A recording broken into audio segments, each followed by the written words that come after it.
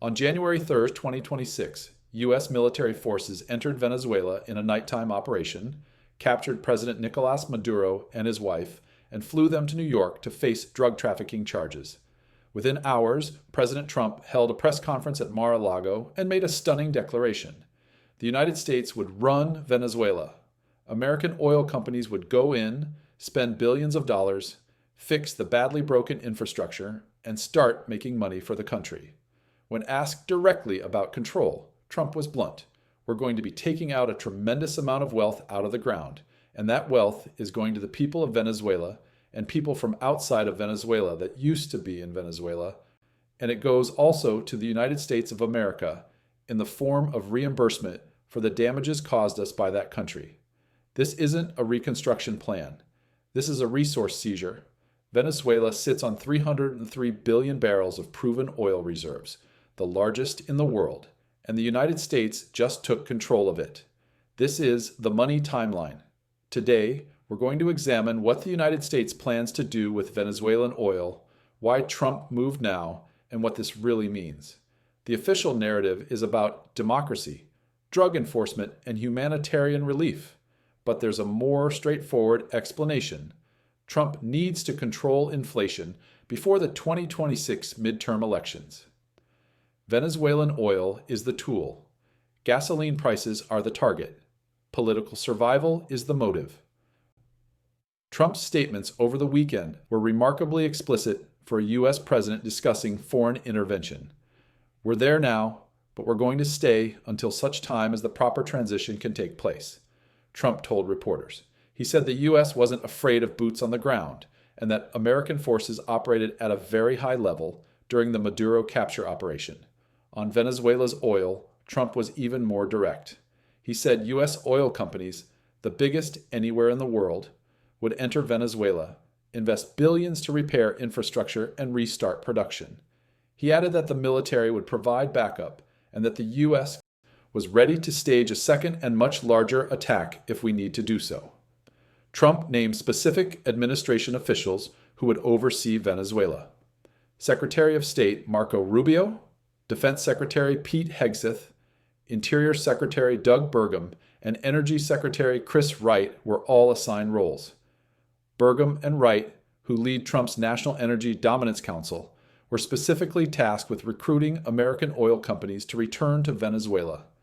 Rubio later attempted to soften Trump's language, telling media that run meant running policy and facilitating private investment, not occupying the country.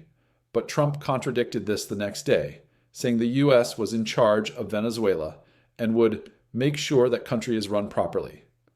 The administration has focused on Delcy Rodriguez, Venezuela's vice president and a Maduro loyalist, as the interim leader. Despite being under U.S. sanctions, Rodriguez is seen as someone who will cooperate if it allows her to retain power or leave Venezuela safely with her assets. Trump said Rodriguez would stay in charge as long as she does what we want. The U.S. has positioned a naval blockade around Venezuela and maintains control of its airspace. This isn't subtle influence. This is direct operational control backed by military force. Publicly, the justification centers on narco-terrorism, drug trafficking, and the suffering of the Venezuelan people. Privately, according to administration officials cited in reporting, the real priority is administrative stability and repairing the country's oil infrastructure over an immediate turn to democracy. That phrasing is critical. Not democracy, not humanitarian relief. Stability and oil infrastructure, those are the objectives. The timing of the Venezuelan operation is not coincidental. The midterm elections are 10 months away, and Trump understands one political reality better than almost anyone. Inflation, particularly fuel prices, determines elections. Americans don't vote based on GDP growth rates or unemployment statistics. They vote based on how much it costs to fill their gas tank and buy groceries. When gasoline is expensive, voters punish the party in power. When it's cheap, incumbents benefit. It's simple, emotional, and universal. Historical data supports this pattern. In 1980, high inflation helped Ronald Reagan defeat Jimmy Carter. In 2008, gasoline at $4 per gallon contributed to Republican losses. In 2022, Persistent inflation hurt Democrats in the midterms. Voters feel energy prices directly and immediately. A 50-cent increase at the pump is a weekly reminder that the economy isn't working. A 50-cent decrease is a weekly validation that it is. Trump's political survival in the midterms depends on keeping inflation under control and maintaining the narrative that he has restored economic stability. If inflation surges or gasoline prices spike in spring or summer 2026, the midterms become a referendum on economic failure. Republicans lose seats. Trump's power weakens. His ability to govern for the remainder of his term erodes. Venezuelan oil is the single largest immediately accessible tool to influence global oil prices and inflation expectations. Venezuela holds more proven reserves than Saudi Arabia, Russia, or any other nation. It sits geographically close to U.S. Gulf Coast refineries, and critically, it has been economically destroyed to the point where it cannot resist. Here's the mechanism. Even if Venezuelan oil production doesn't restart immediately, the signal that it could matters. Oil markets, price expectations, not just barrels. If the market believes that U.S.-controlled Venezuela will add millions of barrels per day of production over the next 12 to 18 months, that expectation puts downward pressure on futures prices. Futures influence spot prices. Spot prices influence gasoline at the pump. By seizing control of Venezuelan oil in January 2026, Trump creates a narrative cushion for the midterms. He can claim he's bringing energy prices down. He can point to Venezuela as evidence that his policies work. And critically, he gains a discretionary lever. If oil prices start rising due to Middle East instability, OPEC cuts, or other shocks, the U.S. can announce accelerated Venezuelan production plans to calm markets. The strategic advantage is enormous. OPEC can cut production to raise prices, but the U.S. can counter with announcements about Venezuelan supply increases. Russia can threaten supply disruptions, but the U.S. can point to alternative sources under its control. This doesn't require actual barrels in the near term. It requires the credible threat of future supply, which influences market psychology and price expectations. This theory explains the timing perfectly. Moving in early January gives maximum runway to the midterms. It allows the administration to shape narratives, announce deals with oil companies, and generate headlines about energy dominance throughout the spring and summer. By October, gasoline prices are stable or falling, inflation is contained, and Trump claims credit. The theory also explains why the operation bypassed the Venezuelan opposition leader Maria Corina Machado, who won the Nobel Peace Prize for her pro-democracy work. Machado represents democratic legitimacy but political uncertainty. She's untested. She might prioritize Venezuelan sovereignty over U.S. energy interests. She might resist rapid exploitation of resources. Delcy Rodriguez, despite being a Maduro loyalist and under U.S. sanctions, is predictable and compliant. She will cooperate to stay in power or leave safely. She won't challenge U.S. control over oil decisions.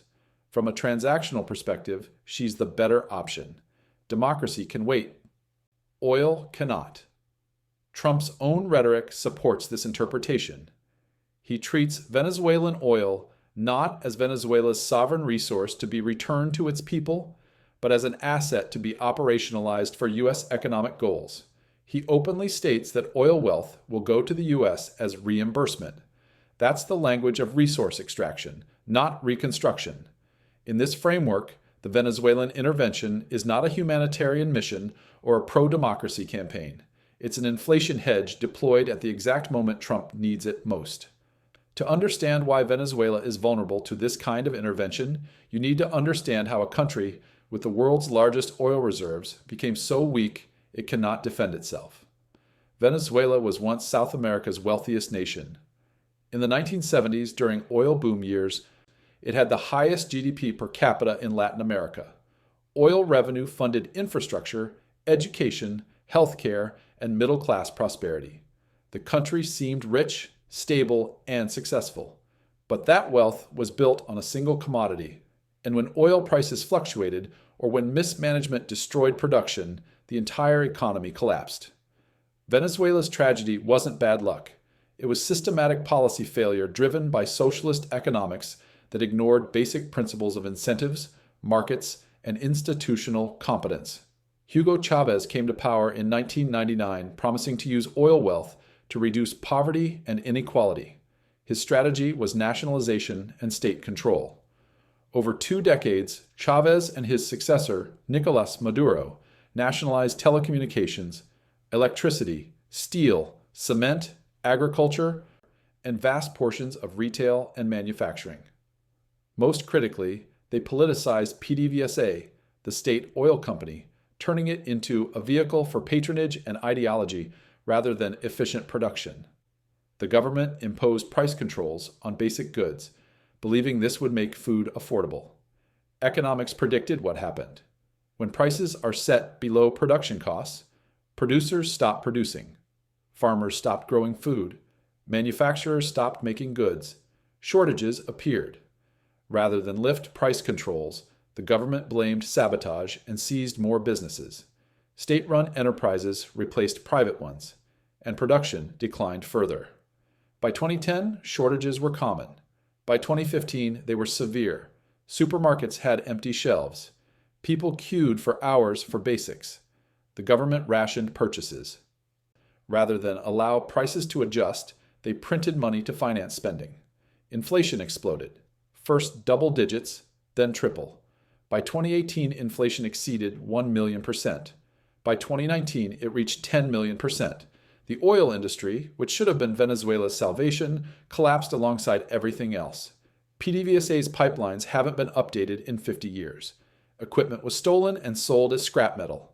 Fires and explosions gutted facilities. Skilled workers fled the country. Corruption drained revenues. At Venezuela's peak in the 1970s, the country produced 3.5 million barrels per day. By 2020, production had fallen below 500,000 barrels per day. This collapse destroyed Venezuela's leverage. When you control functional oil infrastructure and can credibly threaten to withhold supply, you have geopolitical power. When your infrastructure is ruined and production has collapsed, you have nothing. Venezuela in 2026 is not a functioning petrostate. It's a failed state sitting on top of oil it cannot extract. That made it the perfect target. Unlike Saudi Arabia, Russia, or even Iran, Venezuela has no powerful allies willing to defend it militarily. China and Russia provided some support over the years, but neither was prepared to risk direct confrontation with the US over Venezuela. Cuba is economically irrelevant. Latin American neighbors either support the intervention or stay silent. Venezuela's military, weakened by years of underfunding and corruption, offered no resistance to the US operation. The population, devastated by economic collapse, has no capacity to organize against foreign control. The opposition is fragmented, and critically, much of the Venezuelan diaspora, over 7 million people who fled the country, supports regime change even if it means US intervention. In short, Venezuela destroyed itself so thoroughly that it lost the one thing that protects resource-rich nations, the ability to defend what you own. The oil is still there, but the state that controls it is gone. That vacuum is what the United States stepped into. Rebuilding Venezuelan oil production is not a quick process. Industry analysts estimate it will cost between $100 billion and $110 billion and take at least a decade to return to peak output levels. Venezuela's infrastructure is in ruins. Pipelines leak, refineries are damaged, ports are degraded. It now takes up to 5 days to load a supertanker at Venezuelan oil terminals. 7 years ago, it took 1 day. In the Orinoco Basin, where most of the oil is located, drilling rigs have been abandoned. Spills go unchecked. Equipment has been ransacked and sold on black markets. PDVSA itself says its pipelines haven't been updated in 50 years. Bringing production back to 1970s levels of 3.5 million barrels per day would require sustained investment of roughly $10 billion per year for a decade. That's equivalent to more than a third of ExxonMobil's entire global capital expenditure budget. Trump has said American oil companies will lead this effort. The likely candidates are ExxonMobil, Chevron, and ConocoPhillips. Chevron is already operating in Venezuela under a sanctions exemption granted during the Biden administration. ExxonMobil and ConocoPhillips both had assets seized by Chavez's government and have been seeking compensation for years. The challenge is convincing these companies to invest. Oil prices in early 2026 are around $60 per barrel. At that price, massive infrastructure projects in politically unstable countries are risky. Companies need confidence that they'll recover their investment and turn a profit. That requires security guarantees, legal protections, and assurances about who actually controls Venezuela's government and oil policy. This is where U.S. military presence becomes critical. By maintaining a naval blockade and military control, the U.S. can offer oil companies something no Venezuelan government could: guaranteed security. American forces will protect infrastructure, will ensure no future government nationalizes assets without compensation. The arrangement turns Venezuela into something resembling a U.S. protectorate with oil as the organizing principle. Even with ideal conditions, production won't surge immediately. Best-case scenarios suggest modest increases within 12 to 18 months and significant growth only after 3 to 5 years. But for Trump's purposes, immediate production doesn't matter as much as the signal. Announcements of deals with oil companies, groundbreaking ceremonies, and production forecasts all contribute to market psychology and inflation expectations. The political structure the U.S. is creating revolves around compliance rather than democracy. Delcy Rodriguez stays in power as long as she cooperates with U.S. oil policy. If she resists, the U.S. has made clear it will launch further military operations. This isn't nation building. It's resource management backed by force. There's also the financial question. Trump said oil revenues will go to the people of Venezuela, but also to the U.S. as reimbursement. That phrasing is vague but revealing.